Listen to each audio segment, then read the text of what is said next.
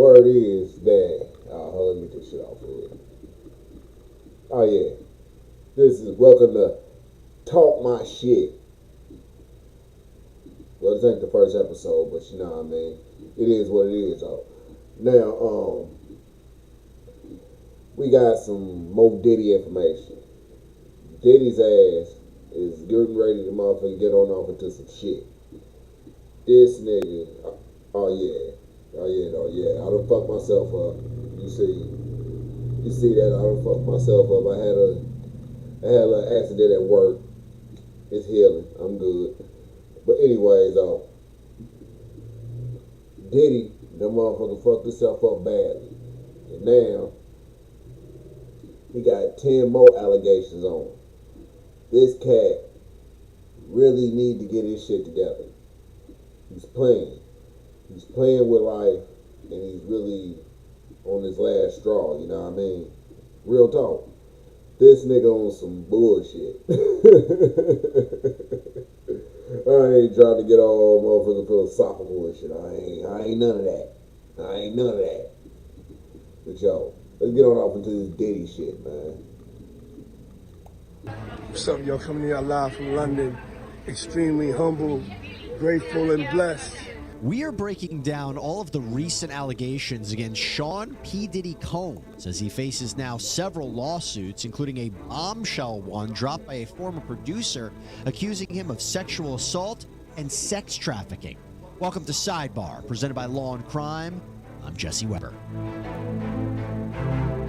So if you've been on social media recently or you've been perusing different news sites, you may have seen a lot about P. Diddy and these sexual misconduct allegations. There is a lot there, so we thought let's break it down for you as to what is actually going on. These are going to be the biggest accusations currently against P. Diddy.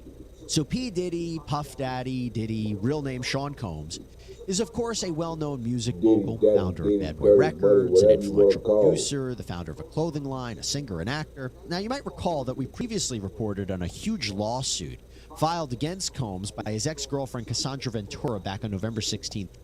Damn.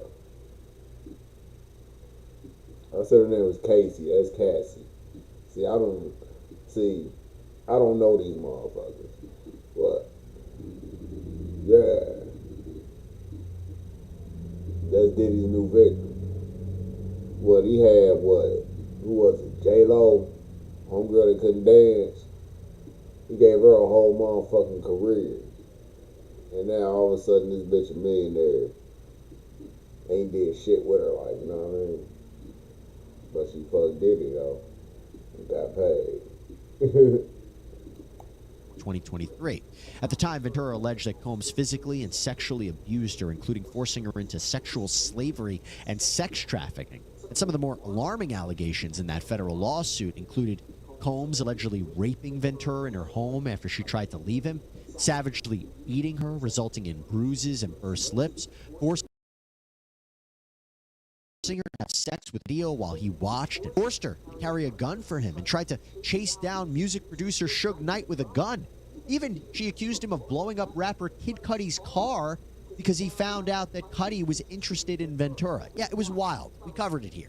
And she sued him under New York's Adult Survivors Act. That was a law that gave survivors of sexual assault a 1-year window to file lawsuits if their claim.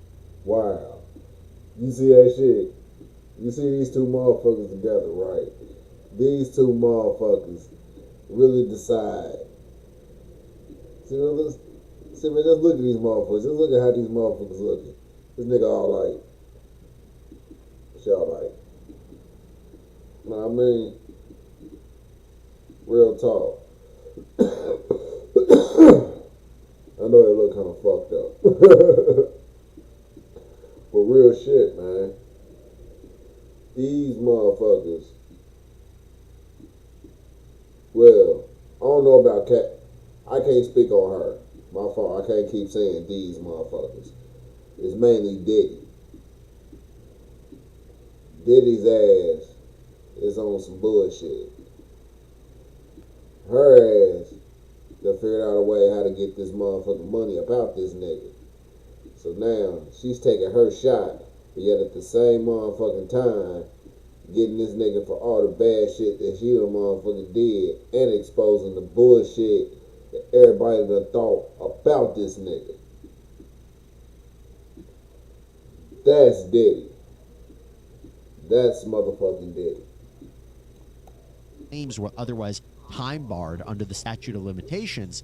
Now, Ventura had told CBS at the time, quote, "After years in silence and darkness, I am finally ready to tell my story and to speak up on behalf of myself and for the benefit of other women who face violence and abuse in their relationships." With the expiration of New York's Adult Survivors Act fast approaching, it became clear that this was an opportunity to speak up about the trauma I have experienced and that I will be recovering from for the rest of my life.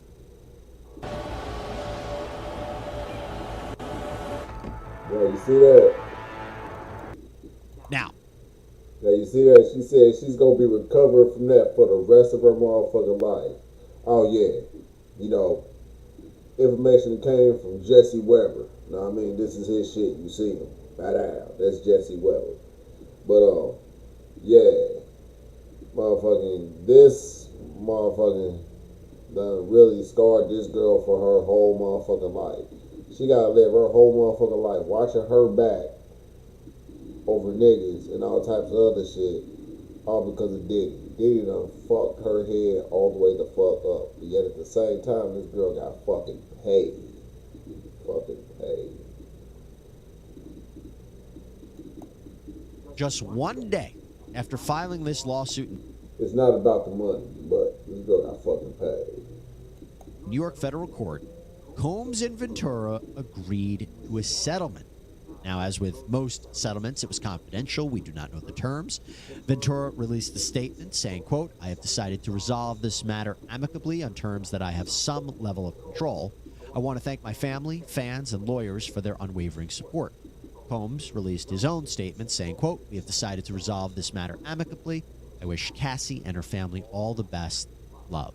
Now, Ben Brafman, who is an attorney for Sean Combs, released a statement saying, quote, "Just so we're clear, a decision to settle a lawsuit, especially in 2023, is in no way an admission of wrongdoing. Mr. Combs' decision to settle the lawsuit does not in any way undermine his flat-out denial of the claims. He's happy they got to a mutual settlement and wishes Miss Ventura the best." But you have to imagine, in a way, although this came out and these allegations came out, this was a win for Combs in a way, right? Sure, really bad.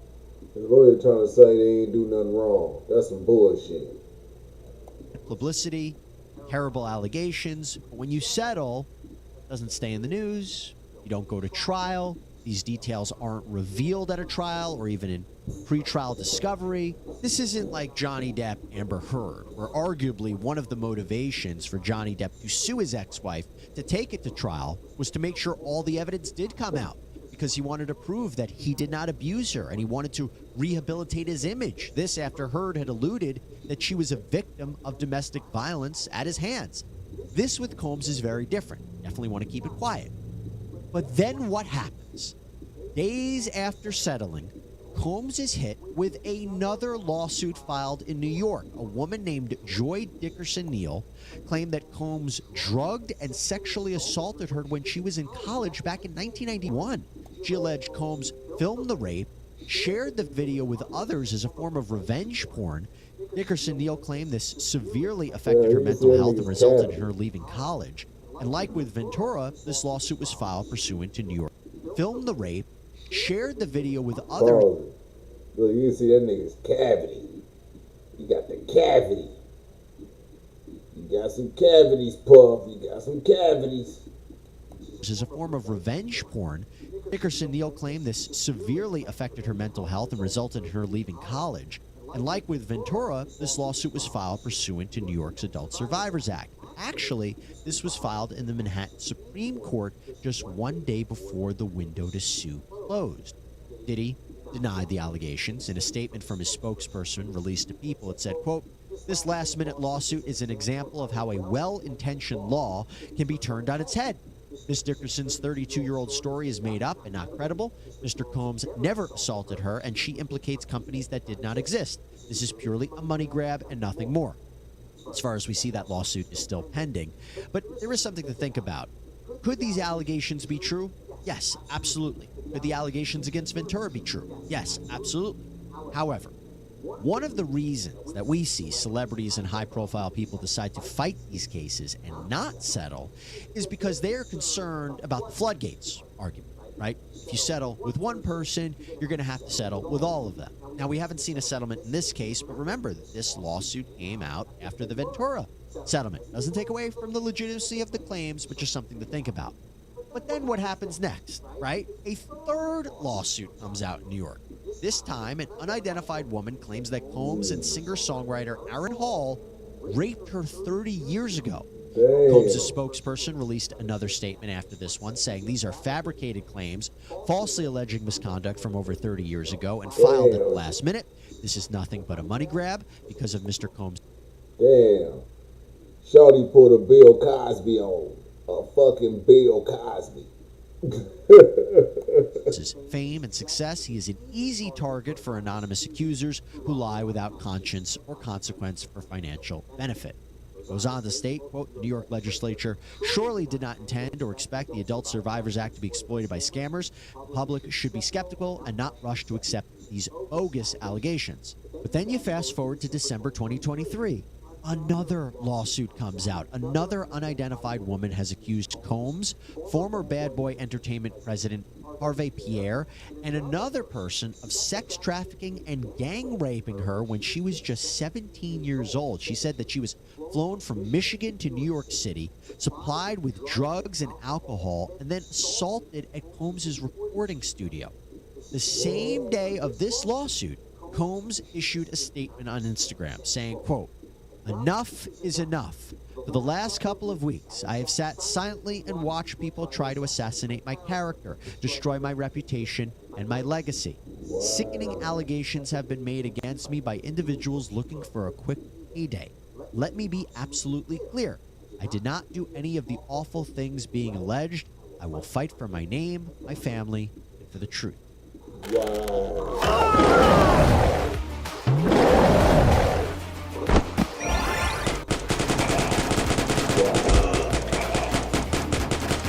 By the way, a little side note about these lawsuits.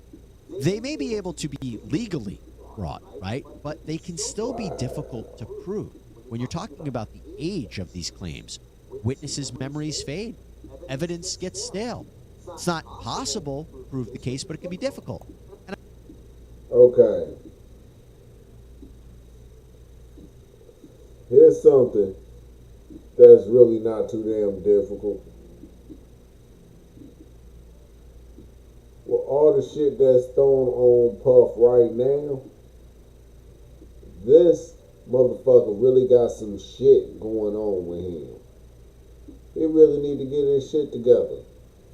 This motherfucker got literally damn near 18 more rape allegations on this nigga. Straight up. This motherfucker wild. Fucking wild.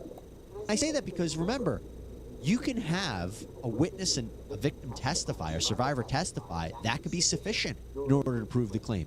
Maybe you have a few corroborating witnesses. That could be it. This isn't a criminal trial, by the way. The standard of proof, when you're talking about the age of these claims, witnesses' memories fade. Evidence gets stale. It's not possible to prove the case, but it can be difficult. And I say that because, remember, you can have a witness and a victim testify or survivor. We like it nose. We like it nose. We like it nose. testify. That could be sufficient in order to prove the claim. Maybe you have a few corroborating witnesses. That could be it. This isn't a criminal trial, by the way. The standard of proof in a civil case is much lower. Look at the E. Jean Carroll case against Donald Trump. And from an optics point of view, this arguably has hurt Sean Combs. I mean, he stepped down from his position as chairman of Revolt TV, the media company he had founded. He's now on the defensive. But that is not the end of the story. No. It is just the beginning. Because now producer Rodney Little Rod Jones has filed a massive, reportedly $30 million federal... Wow! 30 G's! This nigga got 30 G's on him. Yo, this nigga Rodney, right here. 30 motherfucking G's, nigga. 30 G's. 30 G's. Like, 30 G's. 30 motherfucking G's. Lawsuit against Combs and others alleging sexual assault, harassment, and an illicit criminal enterprise. This lawsuit by Jones is 75 pages. It lists out 15 separate causes of action, and we're going to go through them. But this lawsuit is against Combs, his son Justin. Yo, I'm getting the whole breakdown, Joe. Yo, check this out. See, now we got Puffy. Bow. We got Puffy defended. Bow, boom, boom, boom, boom, boom, boom. Puffy Combs. Bow, bow. Bow was born. Boom, boom, boom, boom, boom, boom, boom. J93 producer and actor. Was appearing in TV, Catfish, Wildin' Out, Hip Hop Squares, Defending Jones, all that good shit. Damn. Shit. Yo, they giving us to break it down, Justin Combs, various associates, and entities like Chalice Recording Studios, Love Records, Motown Records, Combs Global Enterprises, and Universal Music Group. So the complaint starts off by explaining that Jones produced 9 songs for Combs on his Love album and actually lived with Sean Combs for a period of time, and how, quote, throughout his time with Mr. Combs, Mr. Jones witnessed, experienced, and endured many things that went far beyond his role as a producer on the Love album. Mr. Combs required Mr. Jones to record him constantly. On several occasions, Mr. Combs took Mr. Jones's cell phone and began recording himself. As a result, Mr. Jones has secured hundreds of hours of footage and audio recordings of Mr. Combs, his staff, and his guests engaging in serious illegal activity. Now, Jones says that those videos show drugs like ecstasy and cocaine, the displaying of unregistered firearms, Combs spiking drinks for minors and sex workers, Combs' son Christian drugging and sexually assaulting a woman, and even a famous actor sexually harassing and assaulting Jones. Now, Jones alleged numerous events in these papers. For example, Jones, who identifies as a heterosexual Christian man, claims that Combs repeatedly and intentionally groped his private parts without his consent. That this happened in LA, New York, Florida, the Virgin Islands, and that Combs also continually forced Jones to be in his presence while he was naked and showered. Are you having trouble trying to keep up with your professor? You've got to try Otter. Here's how it works. So with that, Jones is suing. See, he had him right there in the shower with him. This nigga Jones was in the shower with him. Put that together, y'all. With him in the shower. Combs for a claim of sexual assault and harassment. Jones says that this resulted in severe emotional distress and anxiety. And as we go through some of these claims, keep in mind what he alleged that he suffered as a result of Combs' action. This is the injury or harm element that you need for the purposes of damages. What happened to you? What did you suffer? Meaning, what could Jones recover? Let's keep that in mind. But Jones claims that Combs attempted to groom him into homosexual sex. And one of the ways that Jones says Combs tried to do that was by using producer Stephen Aaron Jordan, who Jones apparently looked up to. Combs allegedly showed Jones a video of Jordan engaging in a sex act with another man as a way to, quote, ease his anxiety concerning homosexuality. Wow. So he showed the video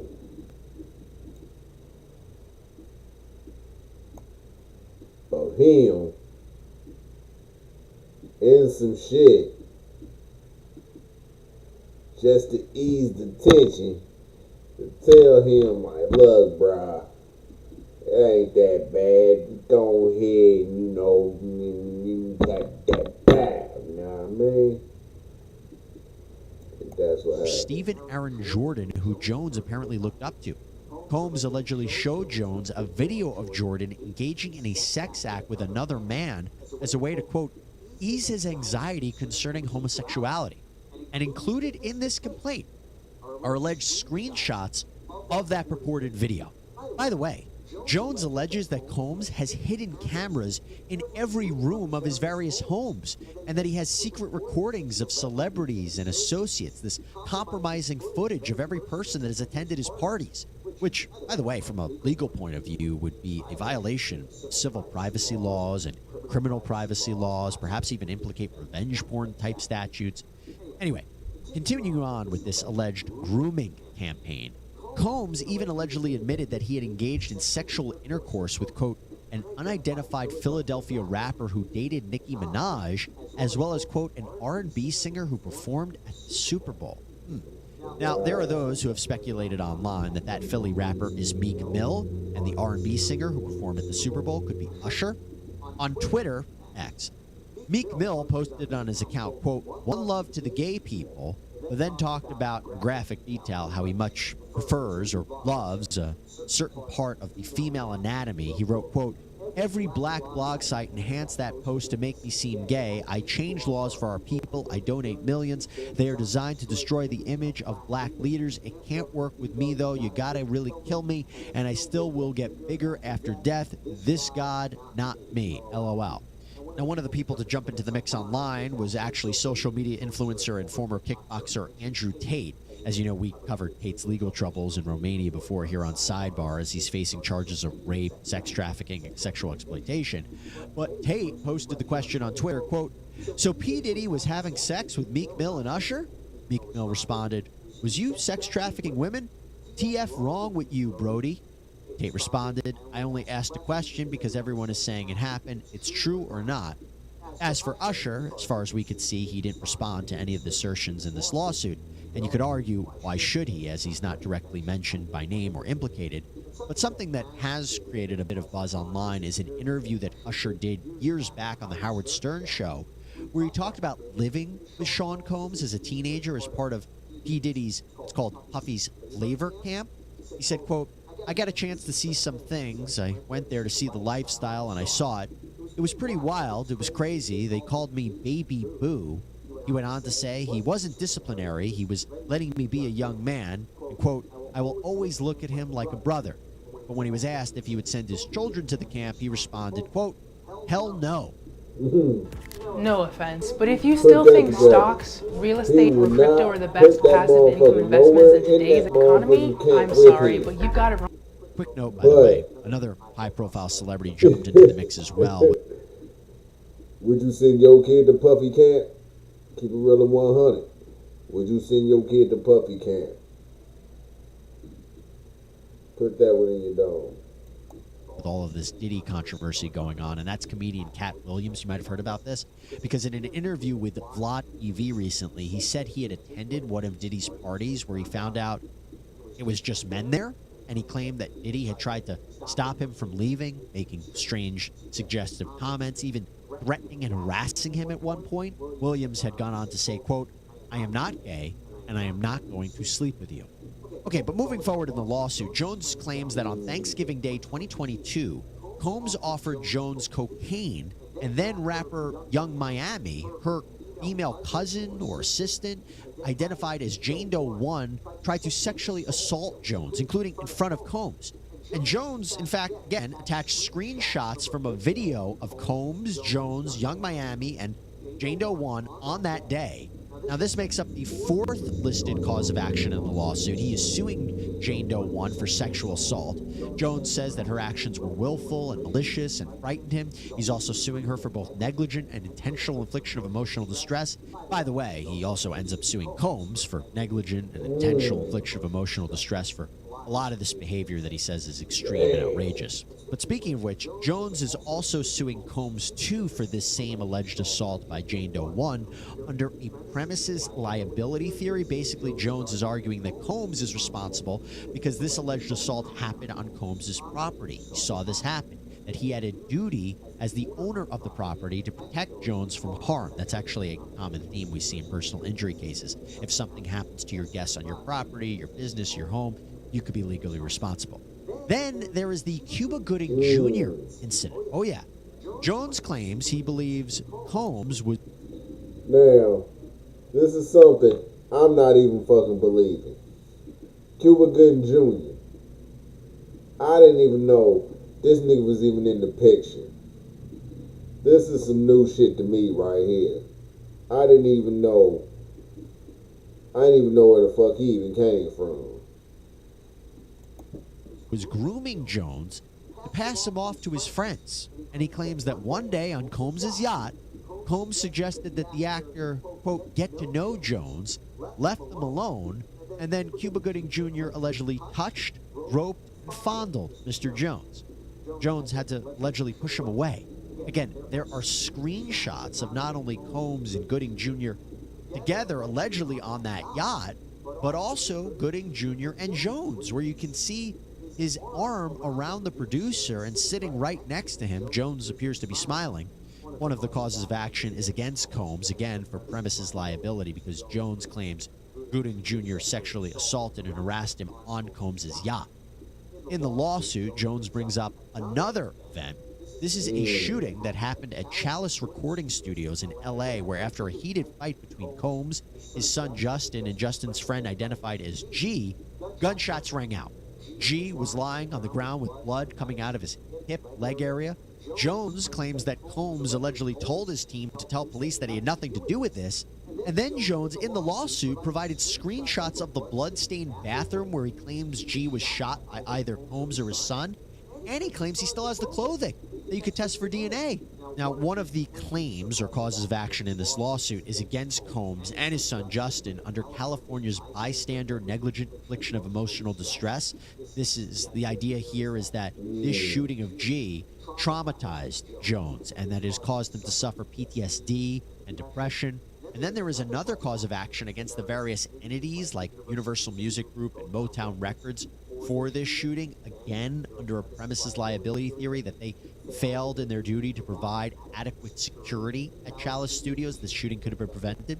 Talking complicated lawsuits, let me just take a minute to thank a team that really knows about the law. Attorney Tom and Associates. They're a great sponsor of this episode of Sidebar. Look, if you find yourself in a position where you need a lawyer, finding the right one can be tricky at times. Well, that is where Attorney Tom comes in. So Tom and his team, they have this blend of deep legal knowledge and skills, but they also care. They have genuine empathy for their clients, not to mention a very impressive track record. So whether you were injured in a car accident, a refinery explosion, you got sick because of a drug or exposure, maybe you were the victim of securities fraud or a data breach, Attorney Tom can help. Every call is free. It's private. You're going to be speaking with a member of his team straight away. In these times of turmoil, having somebody that you can trust, that's invaluable. And by the way, you won't pay a dime until you win, which just further shows their commitment to your success. And look, if your case not the best fit for Attorney Tom and his team, don't worry. Why? Because they still may be able to recommend you a lawyer using their national network of attorneys. With Attorney Tom and his team, you're not just hiring a lawyer, okay? No, you're gaining a powerful ally who's committed to justice and your well-being. So if you've suffered an injury and you need legal support, click the attorneytom.com/sidebar link pinned in the comments for a free consultation or dial 855-TOM-WINS. But moving on, Jones also talks about an event from this past summer, July 2nd, 2023, out in California. He claims that Combs had a party with underage girls and sex workers at his home, and his son and an unidentified R&B artist were there. Now, again, embedded in this lawsuit, in this complaint, are screenshots of a video taken of this party where it allegedly shows Combs either kissing or dancing almost face-to-face with a purported underage girl.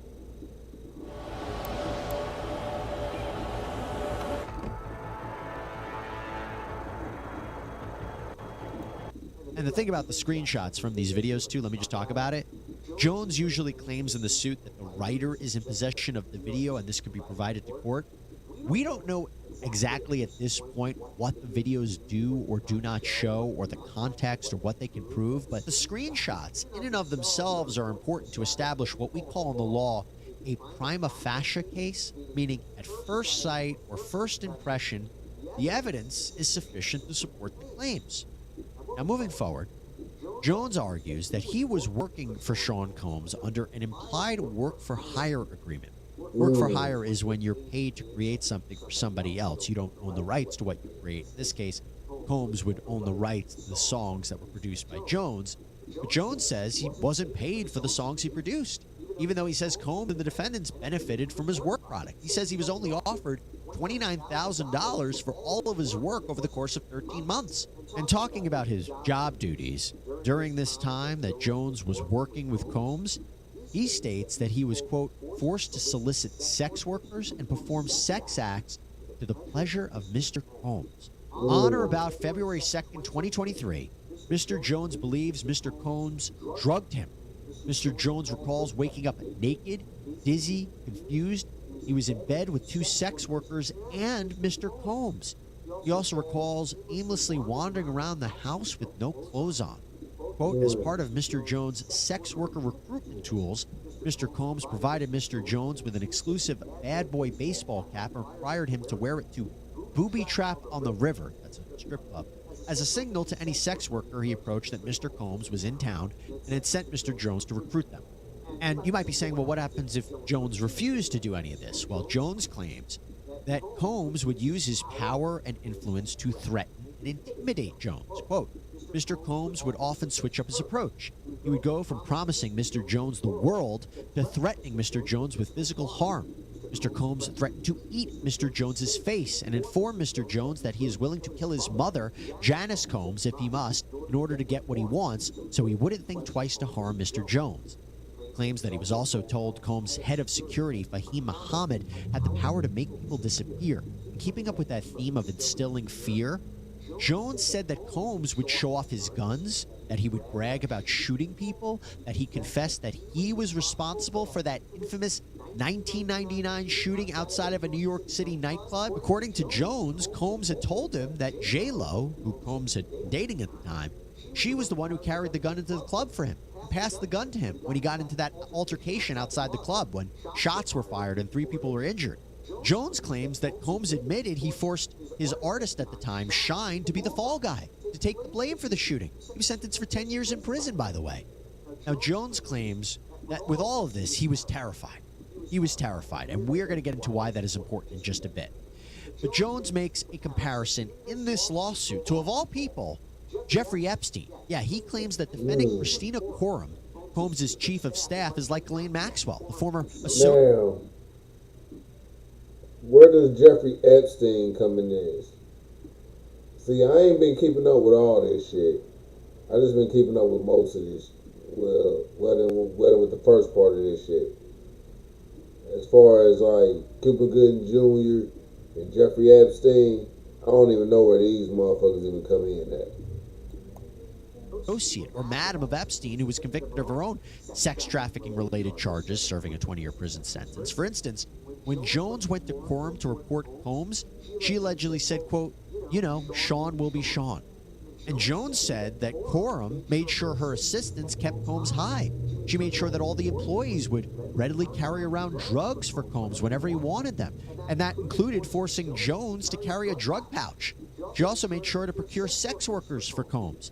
Basically says that she was instrumental in this RICO or criminal enterprise of illicit drugs, guns, sex acts, including facilitating freak-offs, which we had heard of in the Cassie Ventura lawsuit. These are sexual episodes directed by Combs. But now let's talk about, real quickly, some of the more remaining causes of action or claims in this lawsuit. I mentioned there were 15. We've already gone over a bunch of them. But Jones alleges that Combs, his son, various associates, and companies like Motown, Combs Global, Love Records, UMG, they all engaged in illegal racketeering enterprise in violation of the federal RICO statute. And that statute provides someone who is injured a right to sue. Jones argues these companies are liable for the actions of Combs, his son, Coram, because they were all employees or agents of these entities acting on their behalf, that these entities should have been monitoring or warning or supervising what they were allegedly doing. The big theme here is that they were all part of a criminal enterprise, namely making money by forcing and threatening people like Jones to transport drugs and guns, soliciting minors and sex workers, making music without properly paying them. The common purpose of this enterprise is, quote, to enrich themselves financially and sexually at the expense of producers and musicians like Jones. And they claim that Jones was promised cash payments, Grammy Awards, access to future projects, access to famous celebrities, and that the defendants profited from this enterprise, and that plaintiff Jones suffered because the enterprise diminished his finances. And Jones argues that this criminal enterprise engaged in mail and wire fraud to carry out this scheme.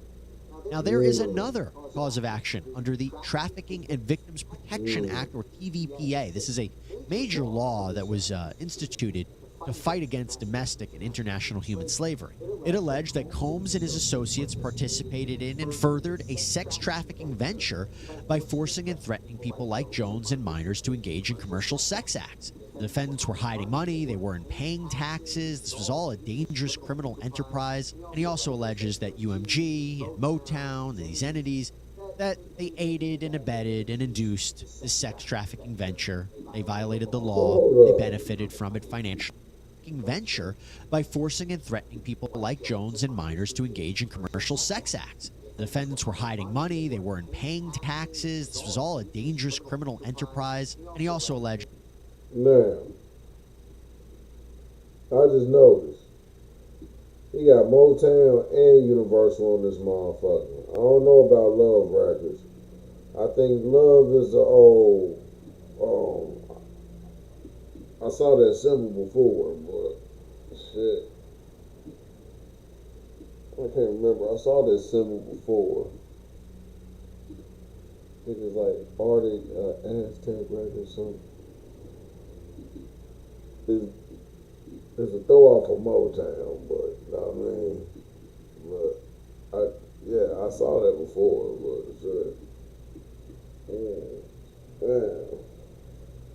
I don't know. It started with an A. I can't. Arista Records, I think. Arista.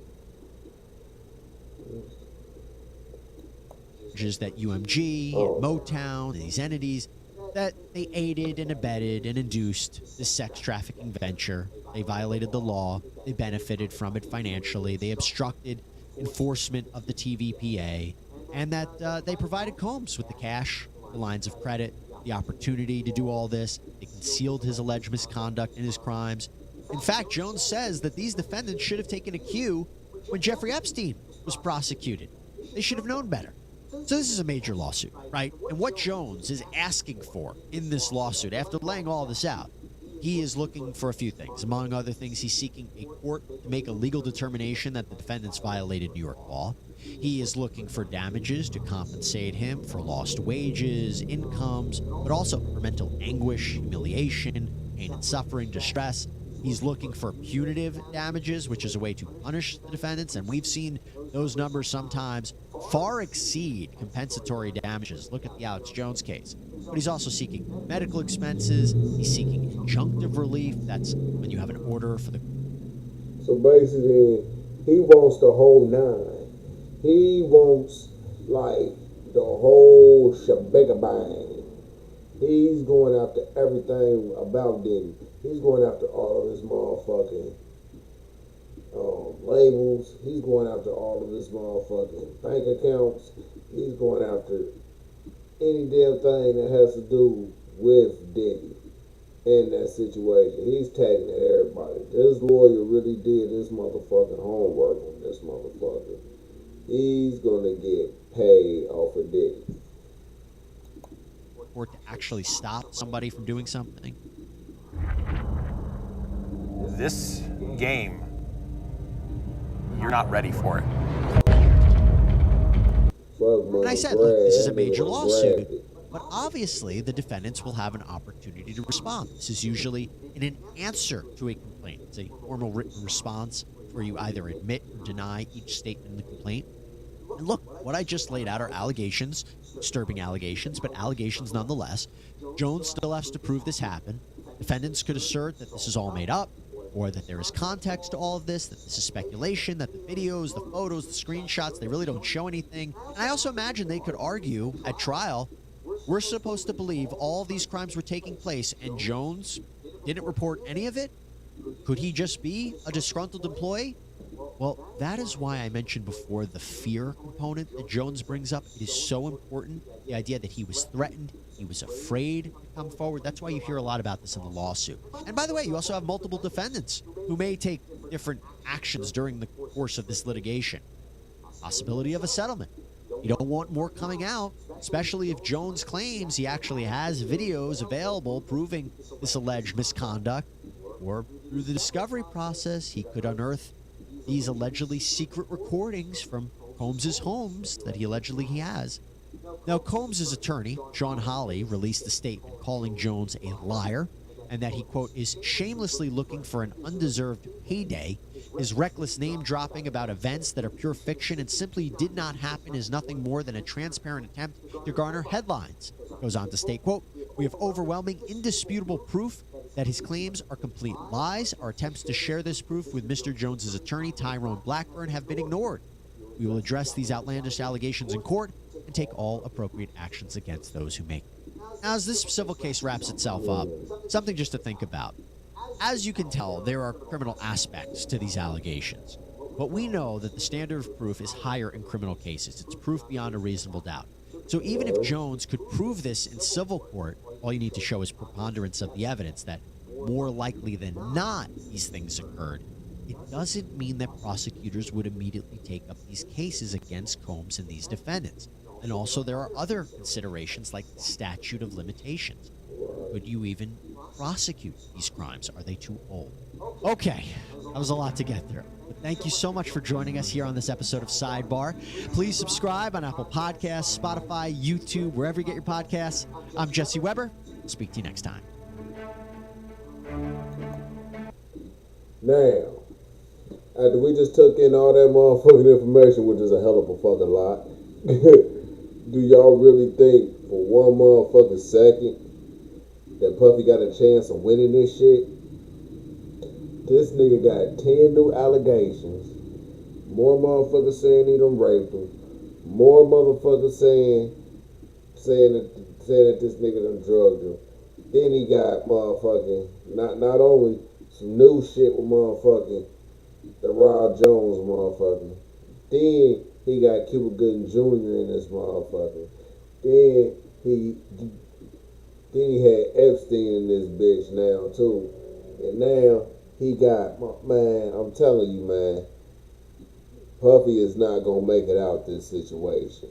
He just ain't. That's just how that go. Puffy done fucked up. He done fucked up very badly.